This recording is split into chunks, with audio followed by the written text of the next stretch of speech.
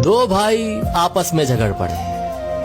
साथ ही उनके पापा खड़े सब देख रहे थे और जोर जोर से हंसते चले जा रहे थे। अब झगड़ा किस बात पर हो रहा था? 4 बेडरूम के मकान को लेकर प्रॉपर्टी का मसला था। बाप को हंसता देखकर दोनों भाइयों से रहा नहीं गया और बोले, पापा आपको क्या हुआ? हम लड़ रहे हैं और आप हंस रहे हो।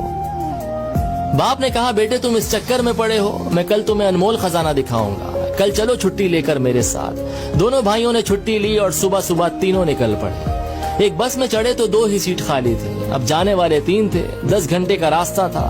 कभी एक भाई पापा के साथ बैठ जाता, दूसरा खड़ा हो जाता, तो कभी दूसरा बैठ जाता, पहला वाला खड़ा हो जाता, और इसी तरह सारे रास्ते एडजस्ट करते हुए चले गए। गांव पहुंचे तो पापा उन्हें एक पुरानी हवेली पर ले गए। देखा तो हवेली खंडर हो चुकी थी। कबूतरों ने घोंसले बना लिए थे, झाड़ियां उगाई थी।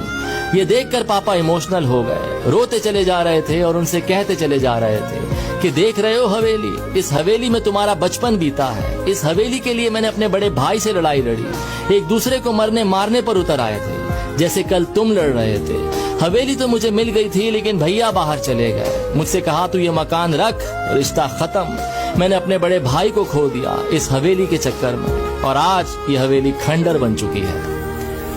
तुम दोनों इसी तरह लड़ते रहे तो मकान तो खंडर हो जाएगा, लेकिन रिश्ते हमेशा के लिए खत्म हो जाएंगे। जिस बस की सीट पर बैठकर आए हो, क्या वो जिंदगी भर के लिए तुम्हारी हो सकती है? तो बेटों ने कहा, नहीं, क्या बात कर रहे हैं, बस में तो सवारी बदलती रहती है। तो बाप ने कहा, बस यही लाइफ है, सवारी बदलती रहेगी। जो चीज थोड़ी सी देर के लिए मिली है, उसके लिए झगड़ना बंद करो। खुश रहिए, मोहब्बत से रहिए, अपनी फैमिली का ख्याल रखिए। मटेरियलिस्टिक के पीछे नहीं, इमोशनल के लिए दौड़ना शुरू कीजिए।